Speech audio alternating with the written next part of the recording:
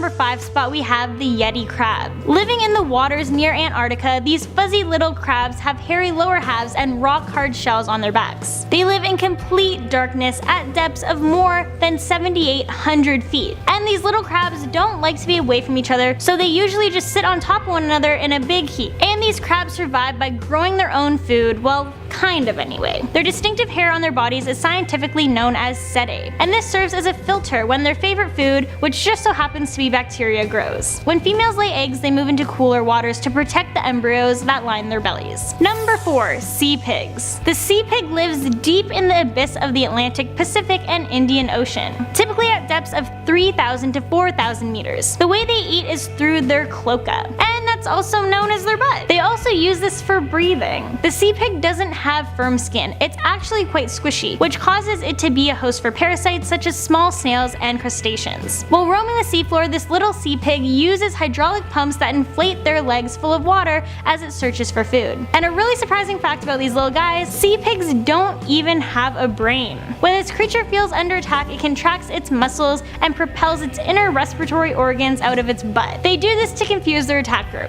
Yeah, that would definitely confuse me. At number 3, sarcastic fringe head. This is definitely one weird and scary looking fish. They don't pose as a threat to humans, but they are super territorial. The fish normally just chill in their homes with their heads peeking out to make sure no creatures try to intrude. But watch out, because if you piss them off, they will open up their massive mouths to scare off their predators. And that's not a pretty sight. Yeah, if I saw that, I'd definitely be swimming as far away from that thing as I possibly could. It's only a foot long, but like I said, it's very territorial. When 2 of these fish have a battle, they will open their mouths as wide as they can and press them against each other. They do this to determine which of the 2 fish has a larger mouth, and that asserts dominance. In our number 2 spot, goblin shark. If you guys thought regular sharks were scary, check out these guys. The goblin shark is a rare species of deep sea shark. These sharks are ancient, so sometimes they're referred to as living fossils, since they come from a breed that's 125 million years old. These pinkish gray skinned creatures have elongated flattened snouts and a strong jaw containing nail-like teeth. You will usually find these guys living under continental slopes, submarine canyons, and seamounts. Goblin sharks are ambush predators, and they will usually hunt for their prey in the middle of the water column and the seafloor. And in at number 1, vampire squid. This deep sea creature is born to live in the depths of the sea. It resides at depths from 600 to 900 meters or more. Contrary to its name, the squid does not feed on the blood of other creatures. In fact, its tentacles barely have suckers at all. Their name actually comes from their intense red eyes and cloak-like webbing. The webbing of skin connects its 8 arms, each lined with rows of fleshy spines. Their maximum total length is around 1 foot long, so they're quite tiny. Also, fun fact, they actually have the largest eyes of any animal in the world,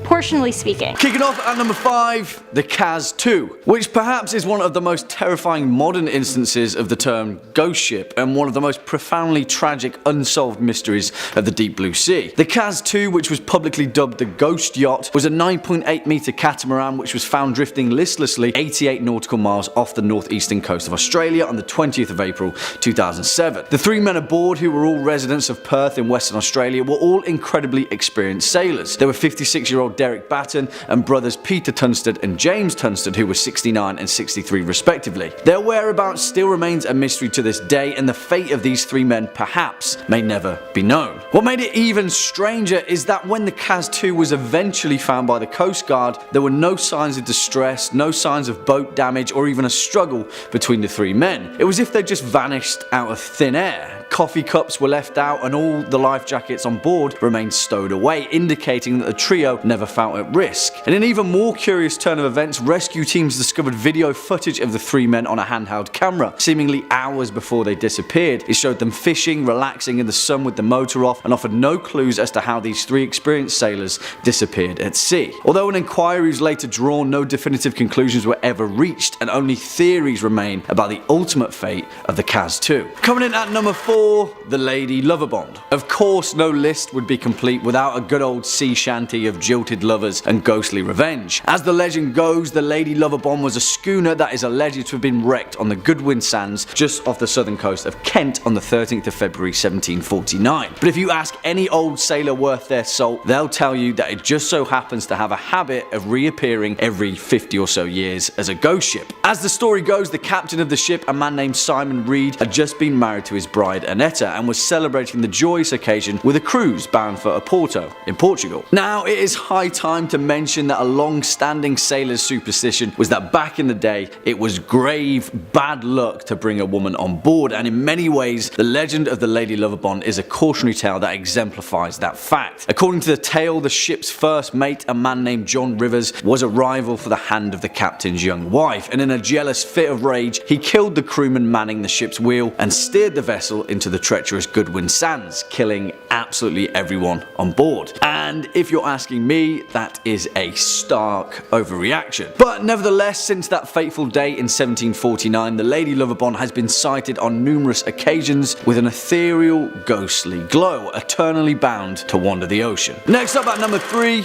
the Mary Celeste, which in fact may very well be the world's most infamous ghost ship, as well as one of the longest enduring mysteries of the seven seas. Built in Spencer's Island, Nova Scotia in 1861 and launched under the new name of the Mary Celeste in 1868, this merchant brigantine sailed uneventfully across the Atlantic for years as a seaworthy, efficient vessel. It wasn't until her fateful voyage in 1872 where the true ghostly legend began, which has since gathered theories that vary from submarine earthquakes, water spouts, an attack by a giant squid, and even paranormal intervention. No one will truly know the ultimate fate of the Mary Celeste, with every single soul on board never being seen or heard from again, which is a terrifying thought in itself, isn't it? The Mary Celeste was discovered adrift and deserted just off the coast of the Azores Islands on December 5th, 1872. It was a Canadian vessel, the De Gratia, which found her in a disheveled but seaworthy condition under partial sail and with one lifeboat missing. The last entry in the ship's log was dated 10 days earlier, which detailed the vessel's last known location, before these mysterious, infamous events unfolded. On board was the ship's captain, Benjamin S. Briggs, his wife Sarah, and their 2-year-old daughter Sophia,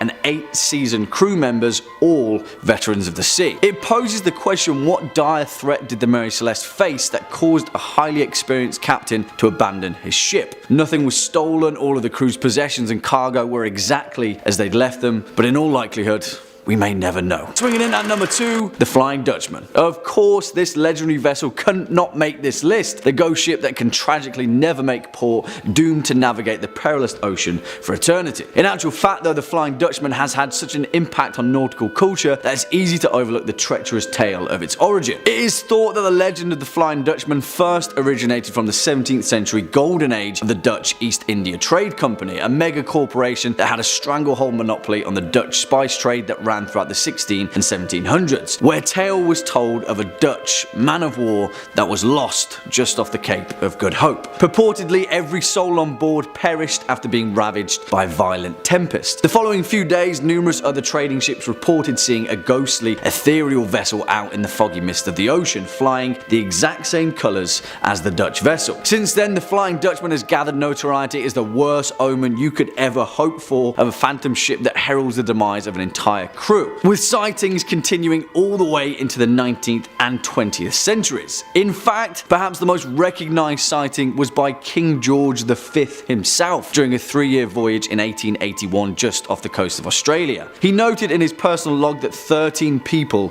had seen the same glowing Flying Dutchman in the early hours of the morning, and later in the day, the ordinary crewman who had spotted the vessel fell from the foremast and, in his words, was smashed to atoms. It's a little bit worrying, that one, eh? And finally, our number 1 spot, the Orang Medan. And where do we even begin with the bizarre, perplexing legend of the Orang Medan, perhaps the most terrifyingly unexplainable instances of a ghostly shipwreck in history? But, well, the leading physical theory of the Orang Medan may be even more horrifying than it first appears. As the legend goes, at some time in June 1947, an American vessel by the name of the Silver Star picked up several distress calls from a nearby Dutch merchant ship, the Orang Medan. A radio operator aboard the troubled vessel sent a message in Morse code. In rushed, confused dots and dashes, it read, "We float. All officers, including the captain, dead in chart room and on the bridge. Probably whole of crew dead." And then a few moments later, after even more confused dots and frantic dashes, 2 words came through very clearly. "I die." Then silence. Nothing more was heard of them. But well, when the Silver Star eventually located and boarded the apparently undamaged and otherwise seaworthy Orang Medan, what they found absolutely horrified them. Every single person aboard was found dead, sprawled on their backs, frozen in fear with their mouths gaping open and their eyes staring straight ahead. There were no survivors, but even more terrifying, apparently no signs of injury or foul play. Just as the Silver Star crew was preparing to tow the ship to a nearby port, a fire broke out in the Orang Medan, which shortly exploded before finally sinking into the depths. Since this horrifying incident, theories have ranged from the vessel carrying a highly dangerous chemical nerve agent to an entanglement with the CIA after the result of a secret experiment to an unprovoked alien assault. But if you haven't already sensed a theme with this particular list, it seems that we may never know. Kicking off at number 5, the SS Baychimo. Now, although many tales of ghost ships and their legend are mired in murky mystery and spotty historical records, this one is perhaps one of the most well-documented cases of a ghost ship in nautical history. Built in Sweden in the year 1914, the SS Baychimo was used as a trading vessel for routes between Hamburg and Sweden in and throughout the First World War. After the war, though, it was shipped over to Canada, where it was employed by the Hudson's Bay Company, carrying cargo throughout the Arctic region. There, on October 1st, 1931, during a routine voyage, a devastating storm blew in, and the Baychimo was trapped in pack ice just off the coast of Alaska. The crew quickly abandoned ship, traveling over the ice to the nearest town of Barrow, Alaska,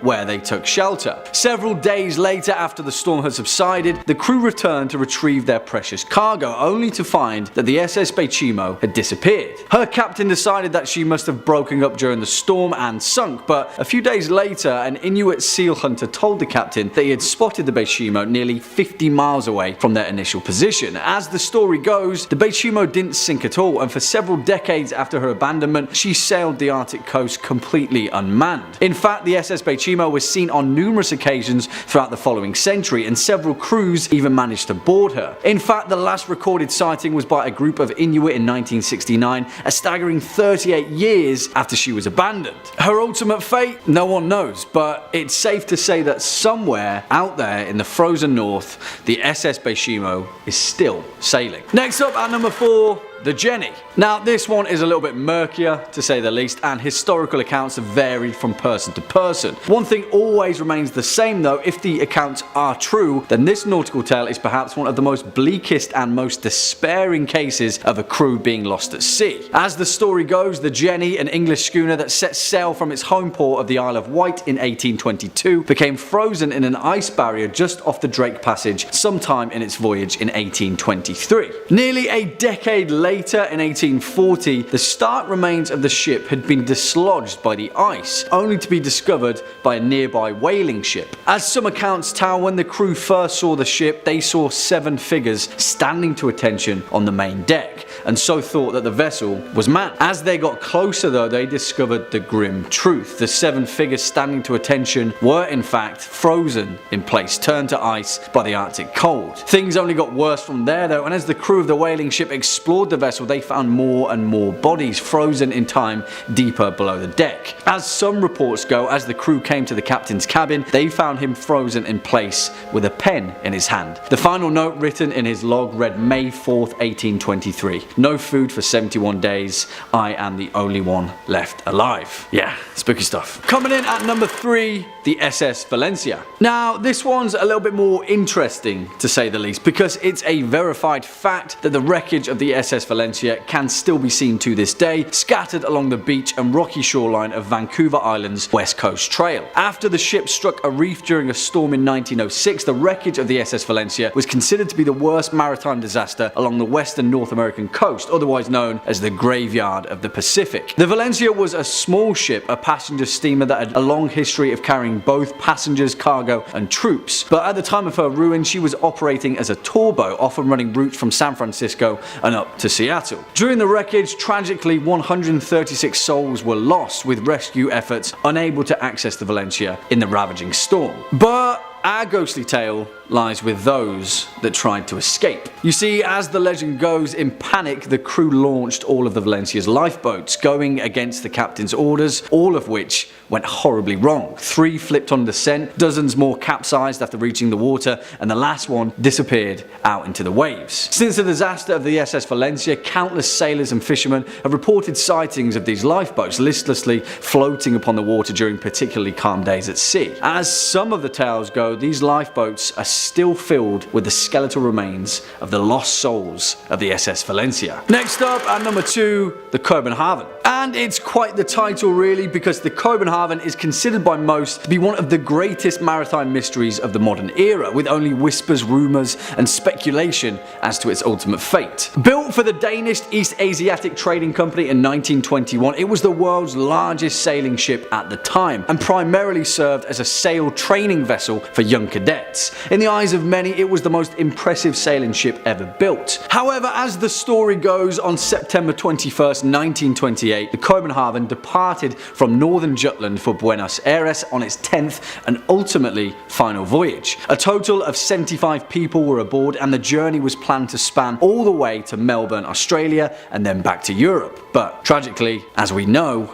it was never seen again. The thing was though, the captain of the ship, Hans Andersen, was renowned for going long periods at sea without sending any messages, and so it wasn't until nearly 6 months later that the Danish company sent a search party. No wreckage or remains have ever been found. However, following the next several years of the Copenhagen's disappearance, there were a number of highly reputable sightings of a 5-masted ship that fit perfectly its description. In July of 1930, the crew of an Argentine freighter cited what they referred to as a phantom ship during a gale. Their captain noted in his records that this may be the Wrath of the Copenhagen. Dozens of stories and tales have perpetuated around the ultimate fate of the Copenhagen, but the truth is, we may never know. In all likelihood though, it's still out there, somewhere, floating on the endless tide. And finally, coming in at our number 1 spot, the seabird. And this story is the literal definition of a ghost ship, and one of the most saltiest sea yarns that I've heard spun in a while. Although this one has a few more twists and turns that you may not have first seen coming. As the legend goes, in the year 1750, a vessel named the Seabird was idling off the coast of Newport Harbour in Rhode Island, and had quickly attracted quite a crowd on the shore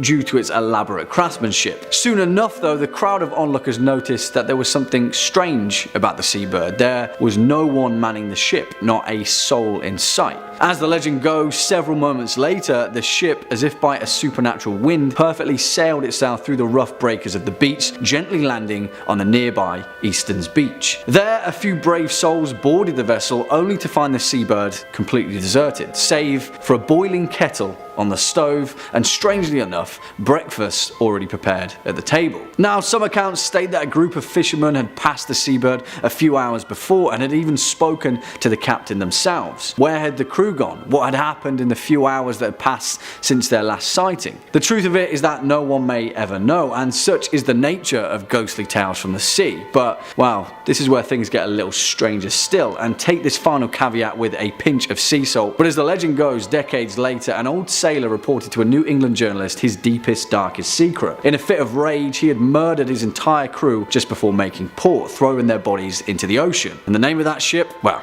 the Seabird, of course. Kicking off at number 5, the Caleuche.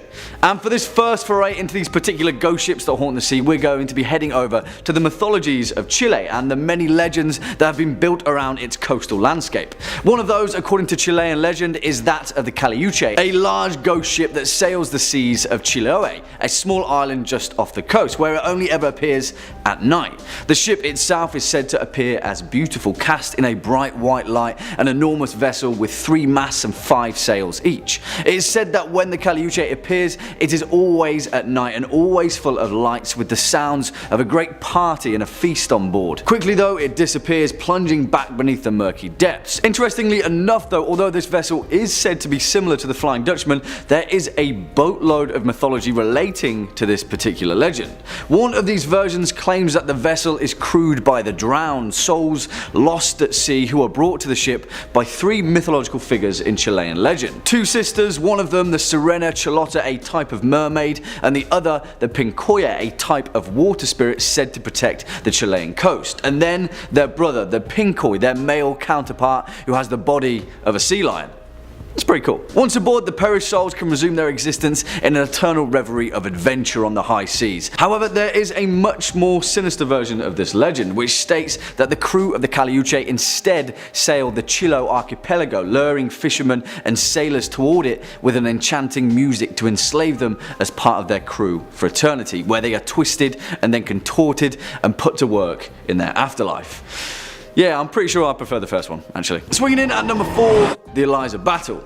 And for this one, we're pinching the parameters of the Seven Seas, and instead we're taking a look at one of the most notorious maritime disasters that, instead of on an ocean, occurred on a river. The Tombigbee River, to be precise, a stretch of water that runs between Columbus, Mississippi and Mobile, Alabama. And here we have the legend of the phantom steamboat of the Tombigbee. Back in 1852, one of the largest river steamboats constructed at the time, the Eliza Battle, was put into service between the two southern states. During one particularly cold February in the winter of 1858, after the Eliza Battle had departed the city of Columbus, the ship made its way downriver, stopping on the way at Pickensville, Gainesville, Demopolis, and several other small river landings. By the time that the steamboat had left off at Demopolis, though, it was filled to the rafters with passengers, and not only passengers but also over 1,200 bales of cotton to be ferried to the final stop. Now, although it roughly still remains a complete mystery, around 2 AM on March the 1st, 1858,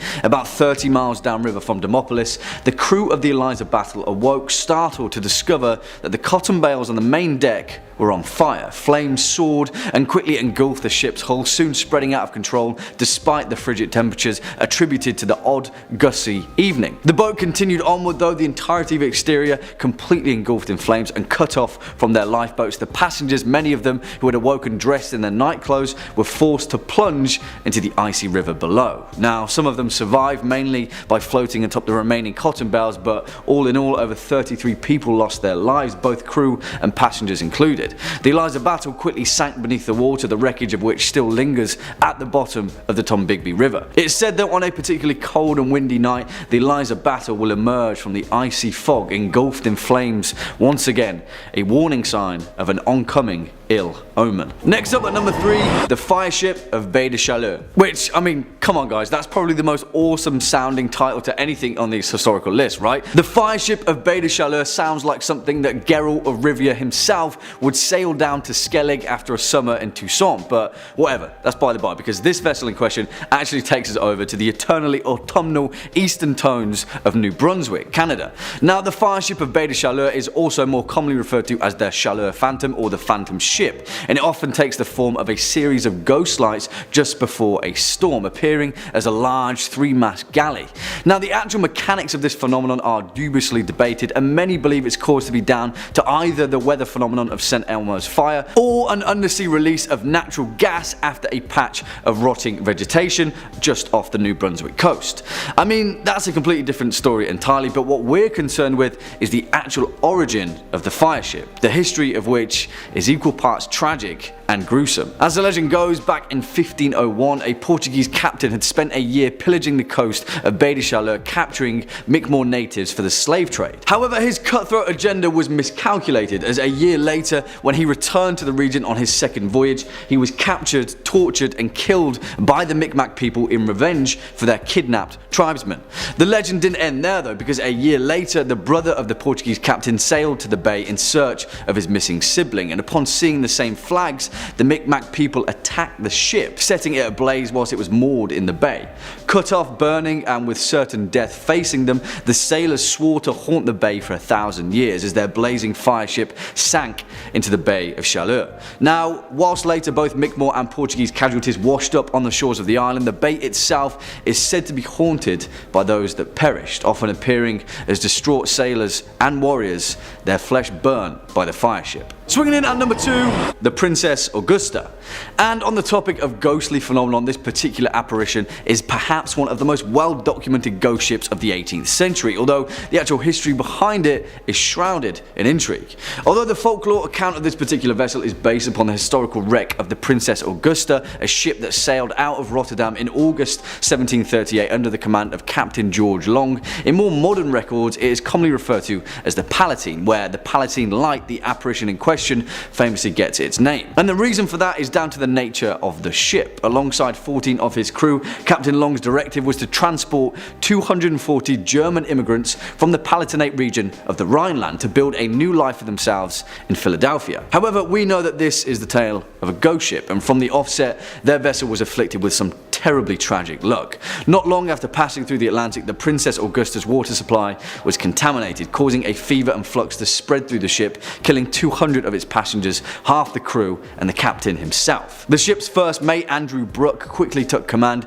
as the survivors leapt out of the frying pan and into the fire, getting hit by severe storms that pushed the ship far off course to the north. They then endured 3 months of extreme weather and dwindling supplies, when eventually they emerged shipwrecked in Block Island, not far from Rhode Island. Here the tale splits, but one thing is certain: Andrew Brooke, the first mate and commanding captain, took what remained of his crew and rowed ashore without once looking back at the cursed ship. It is said that some of the passengers survived, aided by the Block Islanders, but little to nothing is known about those that survived the entire voyage. As the legend goes, the Princess Augusta was set alight from the coast in the dead of night, pushed out to sea to burn and then disappear. At night, they say that if you listen closely, you can hear the screams of those that didn't make it back to shore. And finally, coming in at number 1 spot, the Duc of Dantzig.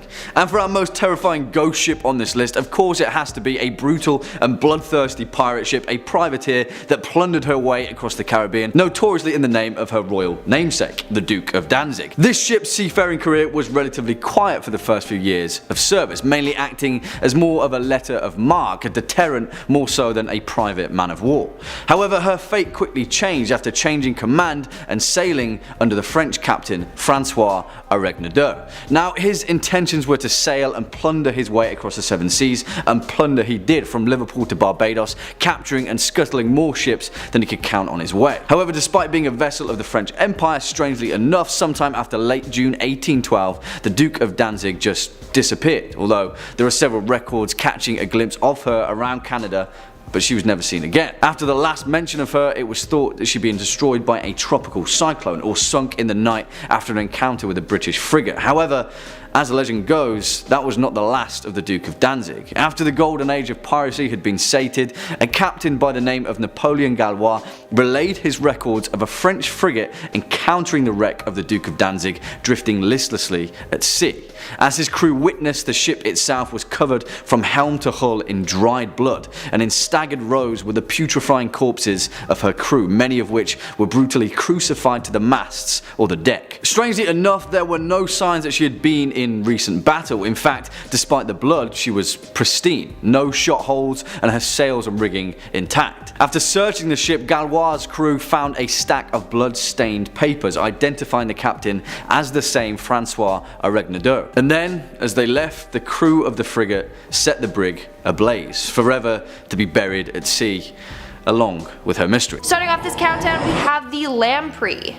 The lamprey looks like something you would see in your nightmares. It looks like a mix between a snake, eel, and leech. They can be anywhere from 5 to 40 inches in length, and they attack fish by sucking the life out of them. Lampreys have 11 or 12 rows of teeth that wrap around in their mouth like a ring. Once they latch onto their victims, they use their barbed tongue to pierce the fish and drain it of its blood. They also excrete a blood thinner to prevent blood clotting. What's scary is in the past they have been known to attack swimmers. But don't worry, their bites aren't deadly to humans. But still, I don't want one of those things latching onto me. No. No, thank you. Now, these things are found in multiple environments. They live in saltwater, freshwater, lakes, or rivers, shallow or deep. They can survive in every environment. In fact, the Great Lakes are being invaded by them. In the early 20th century, they got to Lake Ontario and Lake Erie via shipping canals, and within a decade they managed to infest all 5 Great Lakes. What's particularly scary is that one lamprey kills about 40 pounds of fish every year.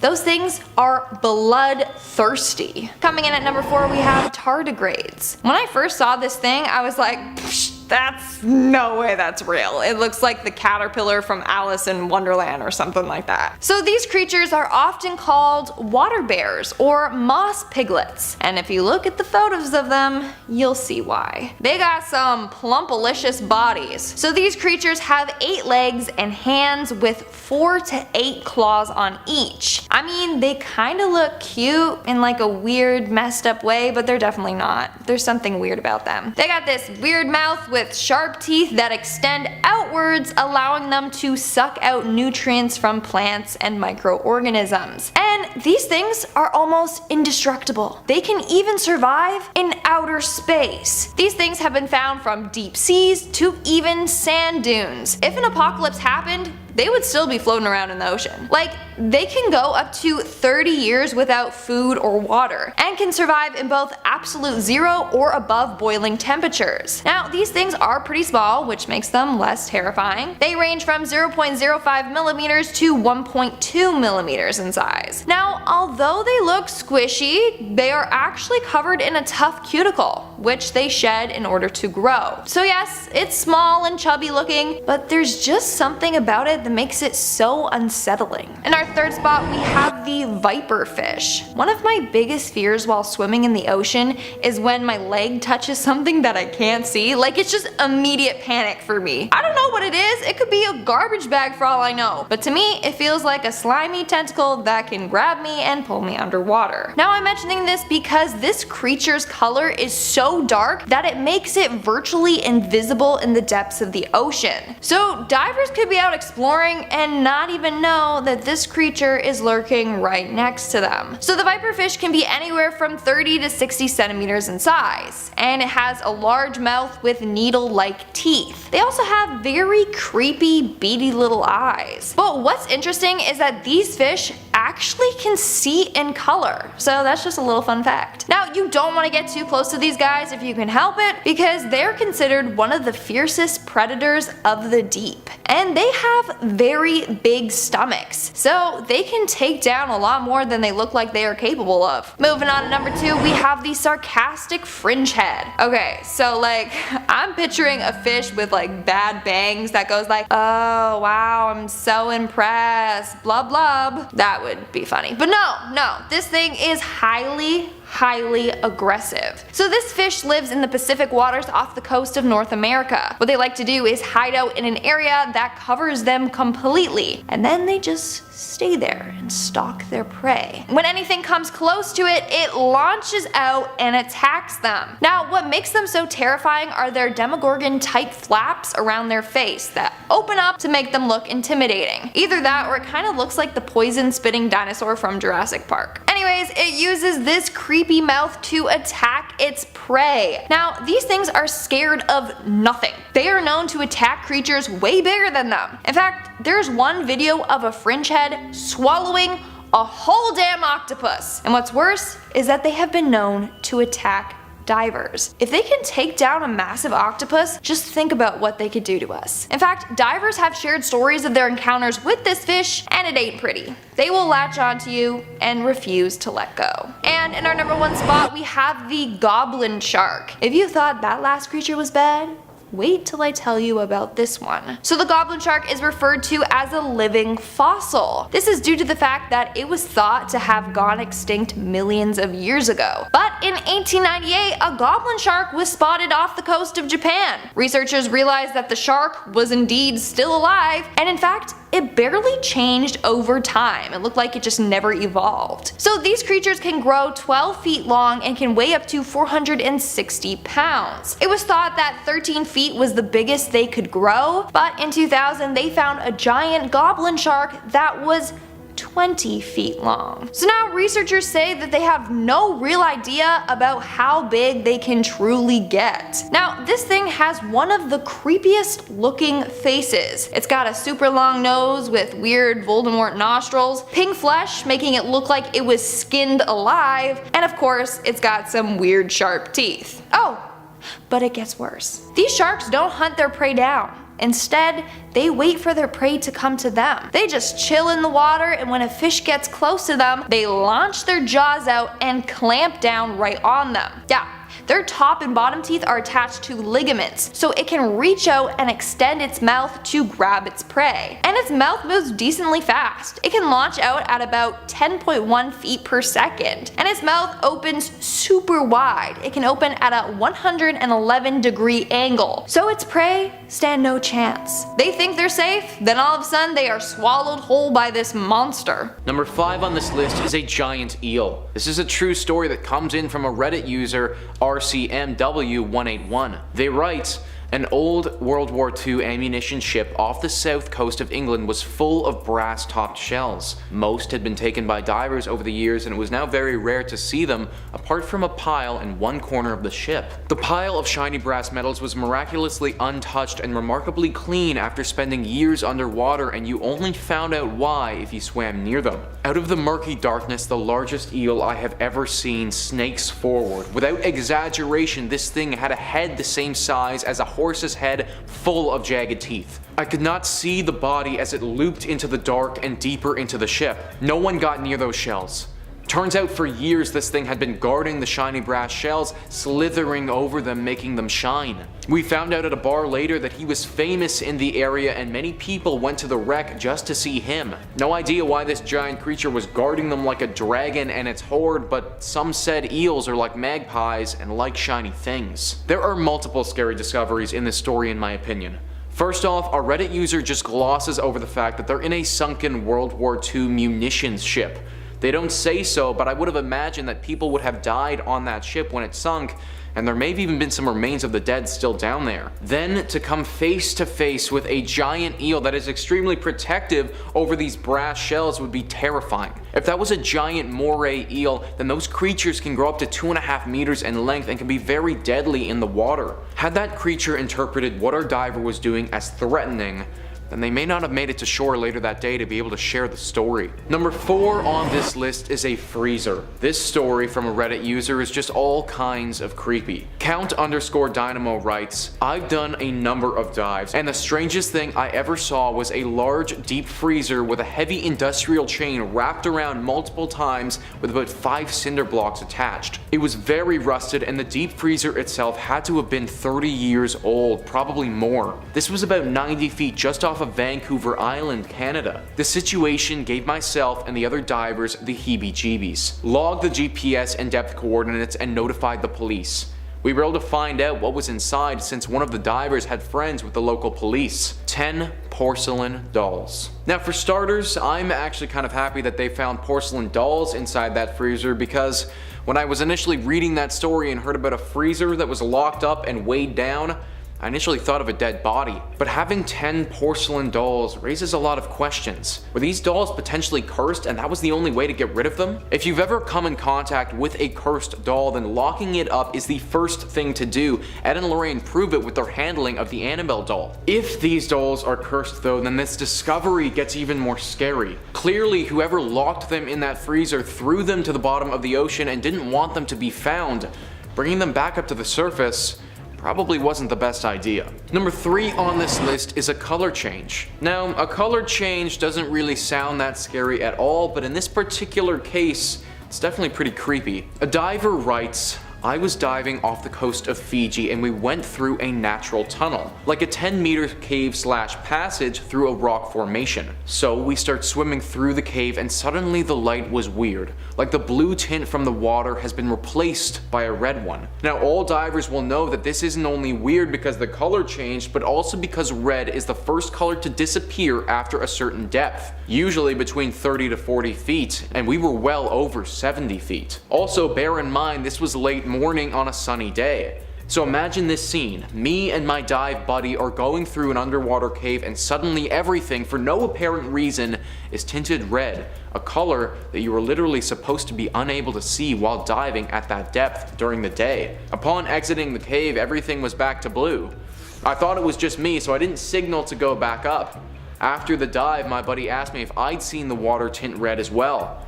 We can't explain it, and the folks from the local dive shop had no idea what we were talking about. Now that story is super weird. We've got to keep in mind that these guys were 70 feet below the surface at that point. If I was 70 feet below the surface and everything changed colors to a deep red, I would be very scared for my life. Obviously we don't know for sure, but it sounds like that cave that they stumbled upon is haunted by something. It's either haunted by something or that particular cave can produce some strange light phenomenon. Either way, it would have been very frightening, and I'm glad that the two divers in this story made it out okay. Number 2 on this list is a school of sharks. The next discovery comes in from a professional diver in the Bahamas who was diving down to recover a dead body. What's crazy about this story is that the dead body isn't the scary part. His online name is Keith Ba, and he writes, "After an hour or two of searching, I went back into the blue hole to see if there were any signs of him. Saw the glint of his watch and his arm sticking out near the bottom.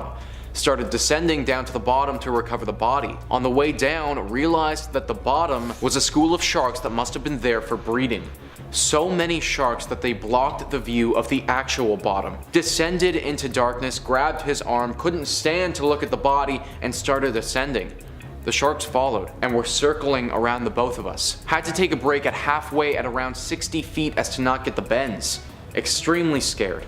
The entire time waiting to normalize being super scared. Victim was struck by a passing boat." So not only is finding a dead body underwater super scary in my opinion, but to stumble upon so many sharks that you can't even see the bottom of the ocean, that's beyond terrifying. Then to have said sharks follow you up to the surface, deciding whether or not they're going to eat you, would have been absolutely brutal. He didn't specify what type of sharks they were, but after doing some research, sharks tend to get far more aggressive during mating, and therefore the risk of our divers getting attacked is significantly increased. Also, the number of sharks that can gather during mating season can rise into the hundreds. One shark is scary enough and will likely win in a fight, but tens to even hundreds of them would have easily had their way with this diver. Not sure about you guys, but if that was me, I would be exclusively a land dweller from then on out. Number 1 on this list is a person. People aren't typically scary discoveries, but in this case by some deep sea divers, it definitely was. One diver writes, "Me and 2 buddies were on a night dive in the Puget Sound hunting prawns. It was about 1 a.m. and we're a good 100 feet deep, the darkest black you could imagine. We used to do this thing on night dives where we'd get in a circle, turn off our lights, then stir up the water and watch the bioluminescence float around us like floating stars in a black watery space. Only this time, we turn off our lights, stir up the water, and the water glows just enough to reveal a 4th person sitting in our circle. We were at a dive resort, so it wasn't so odd to see another diver, only it was 1 a.m. and we'd see nobody else prepping a dive at the dock. He was also alone, which was odd considering the dangerous conditions of a night dive in those waters,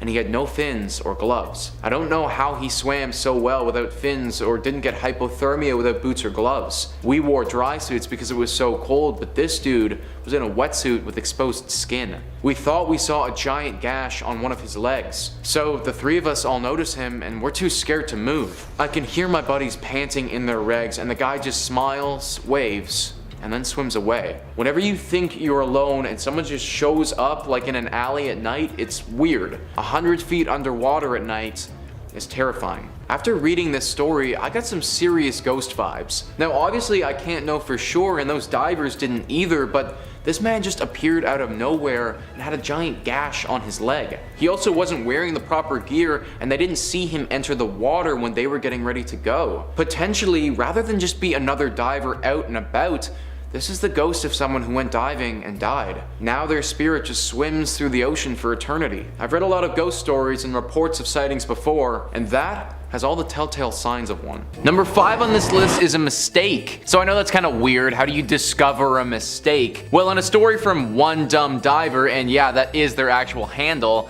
they do just that. They write, when I was 15, I took the family boat out and dove the reef myself to clear my head. That was mistake number 1. I was down at a depth of about 90 feet when I was only rated for 60. While diving, I spotted a 3.5 meter mako shark coming right at me. For those who are unaware, makos are basically the cheetahs of the ocean, and they only have 2 speeds. Curious, which is harmless, and lunch. This guy was in lunch mode, so I hovered, as I'd been trained to do since there was no way for me to escape it. Nowadays, we dive with shark shields, which emit electronic pulses that freak the sharks out and keep them away, but back then, what we used was essentially a chainmail sleeve, the idea being that sharks hate the taste of metal, so if you give it your arm, it'll bite down, decide you're gross, and move along. So I wait, and it comes, and I make a perfect move to give it my arm. However, just before the crunch, it occurred to me that I'd left my sleeve on my bed. I had my knife drawn, however now I had a series of problems.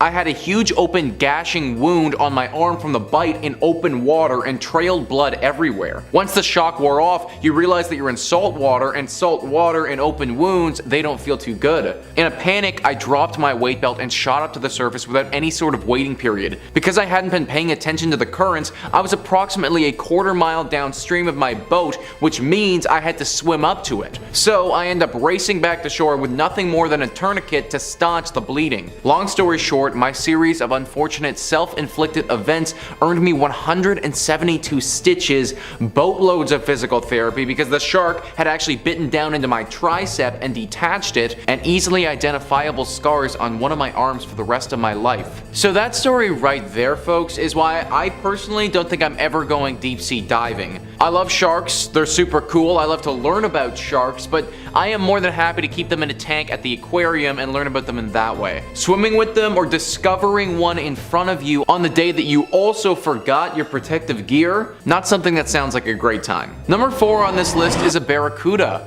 El Herrera 9519 writes, one time when my parents visited Mexico, they went diving and my mom was slightly lower down than my dad, looking at the ocean floor. My mom had on a gold necklace that was floating in the water around her. It was a sunny day and a fairly shallow dive, so it was sparkling. My mom looked below at all the critters when my dad grabbed her and started frantically shaking her arm to get her attention. She looked up, and a barracuda was directly in front of her, staring intently at the shiny necklace. She slowly moved up her hand to cover the necklace, and then slowly and calmly moved away from it, and it took off without bothering them anymore, but still pretty unsettling, and taught my mom to be a little bit more aware of her surroundings when diving. So I looked it up, and barracudas can grow to be 1.8 meters in length. Pair that with their extremely sharp teeth and the fact that shiny objects remind them of the little silverfish that they eat, and you have yourself in a pretty bad situation. The woman in this story is honestly extremely lucky that this fish waited to decide if it was going to attack or not. Most times she wouldn't have had time to respond and it would have just gone to take a bite. Considering this necklace would have been around her neck, having a barracuda bite into it could have ended very badly. Number 3 on this list is a kelp forest. Duct Tape Jedi writes, after a day of boat diving in Monterey Bay on the California coast, we had a night dive planned. I was there with 2 friends celebrating my birthday, and we were part of a larger group of divers. My friends were too tired for the night dive, and I was too, but I got invited to buddy with another diver whose friends also decided to stay on the boat. So I was following my new buddy through the kelp when some of it caught on my tank. I tried to pull clear but managed to get tangled even more to the point where I was unable to move. I kept shining my light around looking for my buddy, but he was nowhere to be seen. After what seemed like an hour but was possibly just a few minutes, I felt some of the kelp loosen up and then saw that my buddy was cutting it off with a knife. I was so exhausted after struggling that when we got to the surface, he had to tow me back to the boat. So discovering a full-on kelp forest, I mean, that would honestly be really cool, I think. Obviously, what happened to our diver would have been incredibly scary though. Having to wrestle for over an hour or however long he was there for with some kelp in the dark, probably thinking that you're going to drown, Doesn't sound great. But if you did discover a kelp forest and that didn't happen, then I think it'd be pretty sweet. If you're going to go though, then make sure you carry your own knife, because you wouldn't want to end up like our friend here. Number 2 on this list is a body. This story is from Texas Guy 911, and he says, "I was diving in a local pond with a group of much more advanced cave divers than I was. I'm leading the dive as to get used to the pressures and responsibilities of heading the procession, and they're mentoring me. The known horrible visibility makes it impossible to navigate by compass, so we follow a line put by other divers. These lines go from one sunken item to another. So I know I'm about to hit a small sunken boat, but I don't remember which one. There are a few similar in a row in the same state of decay. I'm the first in the group, and I get to the boat, and I see someone's black army boots sticking out from the inner quarters. It looks somewhat new, not like items you find on the bottom. It's hard to see due to so much muck in the water. So I touch the boot, thinking it's by itself, but it won't lift, like it's attached to something heavy. I put my hand further in and feel the leg continuing out, pants, the calf, and now I see the second leg. I turn around and show a sign for the emergency ascend to the group behind me. Everyone has a sour face. Nobody wants to go to the surface, but it's a rule that if one says up, others in the group must abort, no questions. They wanted me to explain with signs why, but what's a diver's sign for a corpse? I feel like I rush toward the surface, even though I'm trying to stay calm and take time. So we're on the lake's surface. I have this adrenaline rush, can't breathe enough. So I tell them there's a body down there. I see rolling eyes from everyone once they see I'm serious. I describe in detail what I saw, and then we go down again. Once we locate it, we don't know if we should go forward or backward, as there are several boats on the line, and who knows in which boat the body is in and how far we drifted while taking it out on the surface. Well, we find all the boats before seeing the original one, of course. So our customary leader goes into the boat's cabin and we wait. I'd say he was rather courageous at this point. Then he emerges from the cloud of muck and tells us all to surface. So gluing information together from what we learned later on, it actually turns out the police or some other agency had body recovery training in the same lake the same day. When they went for lunch, they stuffed their fully dressed, anatomically correct rubber doll in one of the sunken boats for a few hours for safekeeping. So that didn't turn out to be an actual body, but I still think this would have been super scary. To feel a leg and then another leg in the darkness of the water like that on one of your first dives, I mean, that would be a lot. Maybe I'm just weak because deep sea diving is just not for me, but honestly, that would have scarred me for potentially life, whether the body is real or not. Number 1 on this list is a survivor. Off the coast of Nigeria roughly 8 years ago, a tugboat broke down and sank to the bottom of the ocean. 3 whole days later, a diving crew went out to the wreckage to see what was down there and recover the dead bodies. It was thought that no one could have possibly survived the crash and that all 12 people on the boat were dead. That's why the crew was so shocked when they found someone had actually survived. Maybe this doesn't seem as scary as finding someone who had died, but we're lucky enough to have the actual clip of them recovering this person and just watch as the hand comes out. Alright, you found one, yeah? He's alive, he's alive. The startled dive team discovered the tugboat's cook had survived for 3 days. So that one image of having a hand reach out of the dark and stormy nothing would have actually terrified me. Not to mention that man who survived down there. That would have been 3 days by himself, surviving in this tiny air pocket, most likely believing that the world has left you for dead. This is definitely one of those scary discoveries that's for the better, because someone's life was saved, but as the Reddit user Edgar writes, I can't imagine how creepy and unexpected it would be to be on a mission to recover the dead and have a hand reach out to you like it did. Number 4 on this list is the upsweep. Schneider writes, upsweep is an unidentified sound that's existed at least since the Pacific Marine Environmental Laboratory began recording SOSUS, an underwater sound surveillance system with listening stations around the world in 1991. The sound consists of a long train of narrow band upsweeping sounds of several seconds duration each, the laboratory reports. The source location is difficult to identify, but it's in the Pacific around the halfway point between Australia and South America. Upsweep bloop changes with the seasons, becoming loudest in spring and autumn, though it isn't clear why. The leading theory is that it's related to volcanic activity. This sound or signal is very unique because it keeps coming back and changes with the weather. Frankly, I don't really understand how this could possibly be related to volcanic activity because the season is dictating how loud or soft the noise is. Why would the fact that we're in fall change anything about a volcano's activity and therefore the sound? Is it possible that this explanation is just an explanation of convenience, and the fact of the matter is no one really has any idea why this is happening? Or maybe even worse, they do know why it's happening and are just covering it up anyways. Number 3 on this list is the hum. The hum is one of the most interesting signals from the deep ocean that we've ever run into. Caitlin Schneider writes, "The hum has been recorded on several occasions, mostly during the last 50 years or so. In these cases, there have been reports of a relentless and troubling low-frequency humming noise that can only be heard by a certain portion of the population. It's difficult to pinpoint when instances of the hum began, but it's been well documented since the 1970s, and since then, cases have popped up all over the world, from Ontario, Canada, to Taos, New Mexico, to Bristol, England, to Largs, Scotland, and Auckland, New Zealand. In most instances, the affected group only makes up 2% of the population, but for those individuals, the hum is largely inescapable and impossible to track. Those affected report never having heard noises before and say the hum is generally heard indoors and becomes louder at night. It's also most common in rural and suburban areas and among people between age 55 and 70. Scientists have long investigated the cause of the drone, occasionally tracing it to industrial equipment emitting particular frequencies. For the most part though, the sound has left the world completely puzzled. The list of other possible culprits is long and wide-ranging.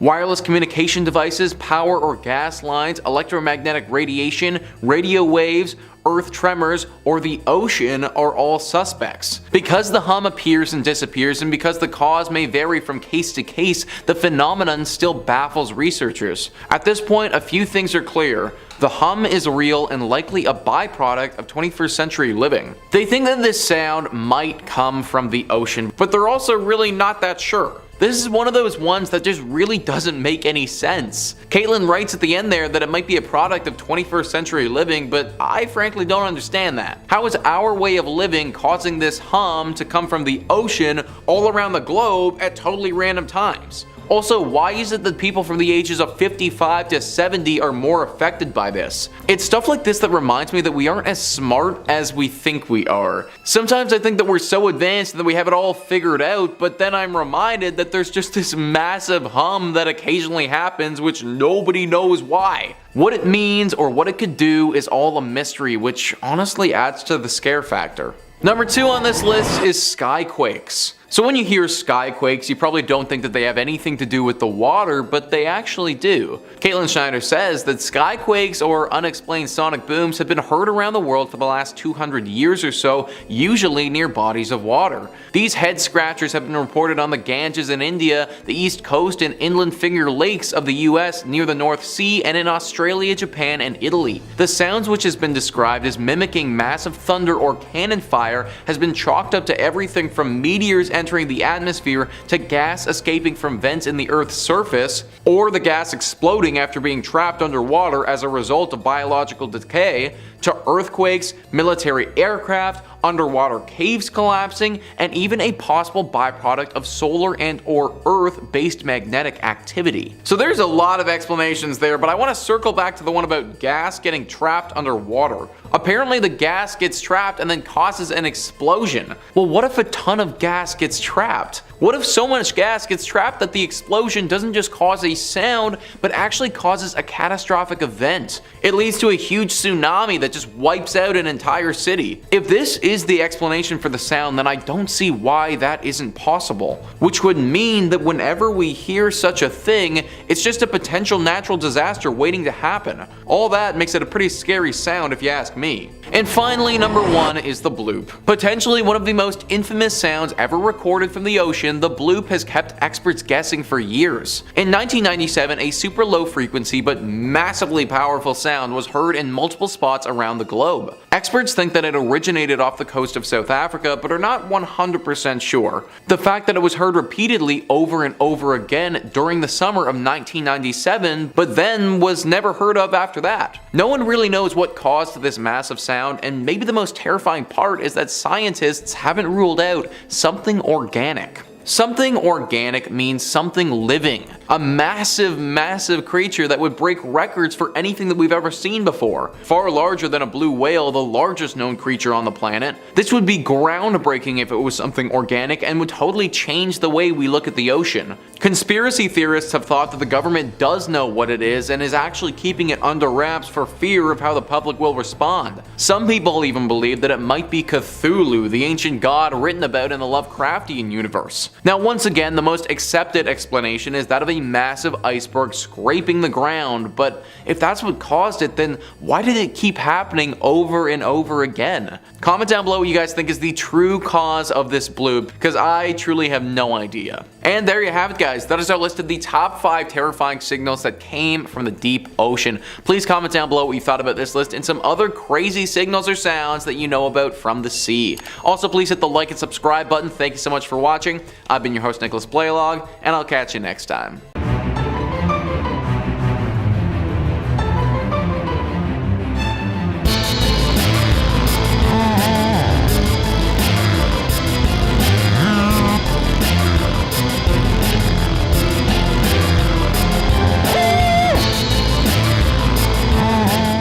Coming in at number 5, we have the narwhal tusk. If any of you have ever seen the movie Elf, then you're familiar with the cute narwhal in the beginning of the movie, and that movie really brought narwhals to the public's attention and making this sea creature more popular than ever before, but so much about this creature is a mystery. In 1577, the English explorer Martin Frobisher led an expedition of 150 men to the northern Canada in search of gold, but they had come across something they had never intended, and that was the sea unicorn. The myth of the unicorn goes back centuries, and the business of unicorn horn trade was sustained through the Middle Ages and Renaissance by Vikings who killed the so-called sea unicorns, cut off their horns and sold them for an astronomical price. As European naturalists became more familiar with the world's animal, the myth of the unicorn faded, but mystery of the sea unicorn continued. Frobisher's discovery was actually what we know today as the narwhal, but the horn itself continues to be speculated by many. But the horn is apparently not a horn at all, but is a tooth. The relatives of narwhals include species like the beluga whales, orcas and dolphins, but the mystery remains of how did this massive freakish tooth evolve in this one specific species after its ancestors branched off from whales with ordinary teeth. Many scientists and researchers debate about what this tooth is used for, and some suggest it's an acoustic probe, a rudder, an ice picker, or a spear for battling predators. These creatures don't make it easy for researchers to see them use their tusk for anything at all, so it makes many people continue to question it. Many have come up with many different theories about this so-called horn and what they use it for and why they have it. It has created a huge debate between researchers and scientists to this day, but no definite answer has come out to this day. In at number 4, we have the submarine disappearances in 1968. This is one giant mysterious situation, which is the disappearance of 4 submarines from 4 different countries in 1968. The USS Scorpion, a Soviet submarine K-129, a French submarine Minerve, and the INS Dakar went inexplicably missing over just a 5-month period, and the last 2 disappearing only 4 days apart. The exact causes of these sinkings remain unknown and remain a mystery over 50 years later. The INS Dakar was scheduled to arrive in Israel on January 29, 1968. When it didn't return, searchers went out to find it, but after a while there was no sign of the missing submarine. So the search ended on February 4th, and the 69-man crew was officially declared dead in 1981. The cause of the sinking was never determined, and theories say that either a mechanical or human error caused a catastrophic accident, or that the submarine snorkel was damaged after hitting another ship, causing it to flood. The Minerve was on the training operation in the Mediterranean on January 27, 1968, and when they were on their way home, the men were caught in a bad storm. When it was 30 miles away from the port, the Minerve made contact with the men on land and said it would port in about an hour, but an hour came and went, and the submarine had never returned. A frantic search was conducted with 20 vessels and aircrafts trying to locate the Minerve, but it was eventually called off on February 2nd when they found nothing. The K-129 with a crew of 98 descended on March 8, 1968, and almost 2 weeks into patrol on the North Pacific, the K-129 failed to send a scheduled radio message. The Soviets soon began a frantic search, and after 2 months of no sign of the submarine,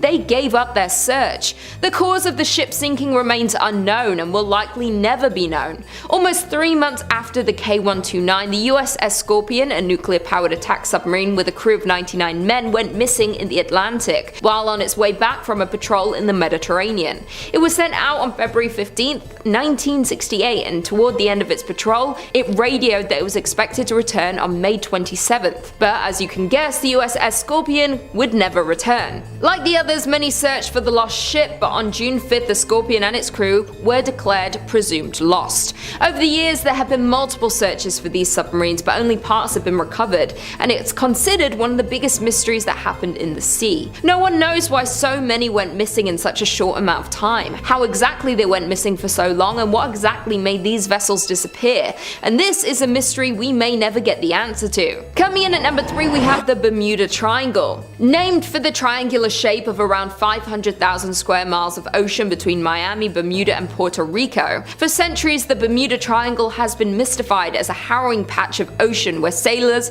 and pilots are prone to lose contact with the natural world and disappear forever. Back when Christopher Columbus first sailed the area, he claimed to see a giant ball of light in the sky that crashed into the horizon and made it glow. Soon after, all sorts of strange events happened in the area, including several boats mysteriously disappearing, and in one incident in 1945, an entire squadron of US torpedo bombers vanished into thin air due to all these weird instances, giving this place the name the Devil's Triangle. The exact number of ships and airplanes that have disappeared is not known, but it's estimated that around 50 ships and 20 planes have been victim to the Bermuda Triangle, and many of these mysterious disappearances of these ships and planes have never been recovered. Many see the Bermuda Triangle as a real phenomenon and have multiple theories to try and explain this mysterious place, and some of these theories are human error, paranormal explanations, violent weather like hurricanes, the Gulf Stream, which is a major surface current within the ocean, methane hydrates, which is a form of natural gas that causes bubbles to form around the ship and ultimately sink it without warning. All of these are only theories, and the Bermuda Triangle to this day is the most notorious sea legend of all time. In at number 2, we have the Gulf of Mexico's cursed shipwreck. An estimated 4,000 shipwrecks litter the seabed across the stretch of water, and the Gulf of Mexico is one of the wealthiest locations for maritime archaeology in the world. In February 2001,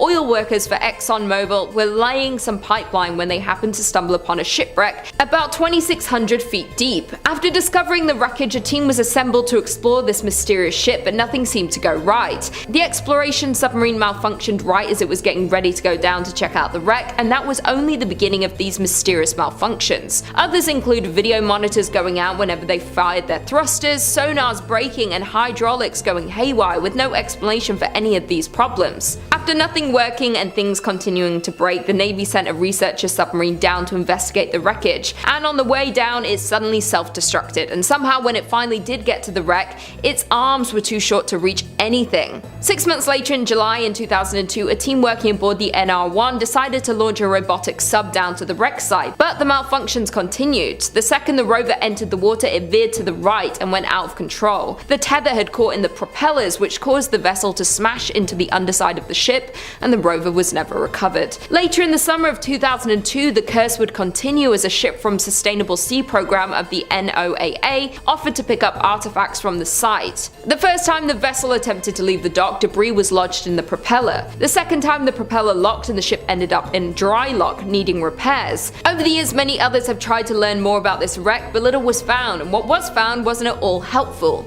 To this day, nothing has been able to get too close to the shipwreck to investigate and explore the phenomenon, and very little is known about this mysterious ship. Many believe the lives lost in the wreck continue to haunt the ship and will keep anyone and everything out of it at all costs. And finally, in at number 1, we have the unmapped ocean floor. This is truly one of the biggest mysteries, and humans' curiosity about the Earth's floor is centuries old. Much remains to be learned about the ocean, especially exploring the mystery of the deep sea. From mapping and describing the physical, biological, geological, chemical and archaeological aspects of the ocean and understanding their dynamics. For centuries, scholars believed the deep sea to be a lifeless place. Until the late 19th century, we've discovered there is a diversity of life and creatures living down there. Many researchers and divers had tried to dive and take submarines down to explore more of this unknown place, but it's very hard due to the extremely cold temperatures, the darkness, and the literally bone-shattering pressure that's more than 1,000 times that at sea level. In 2019, a retired naval officer, Victor Vescovo, set a new record as one of the deepest dives to date, reaching almost 36,000 feet down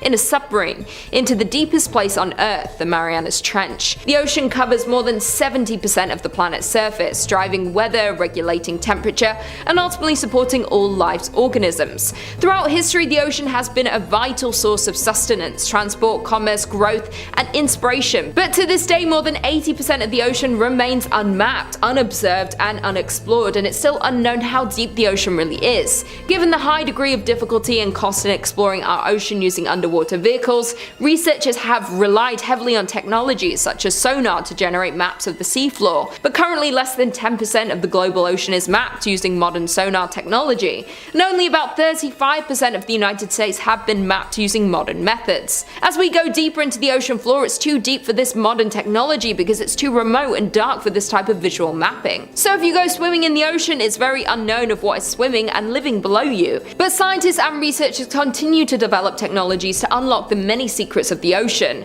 The NOAA is working to increase our understanding of the ocean realm.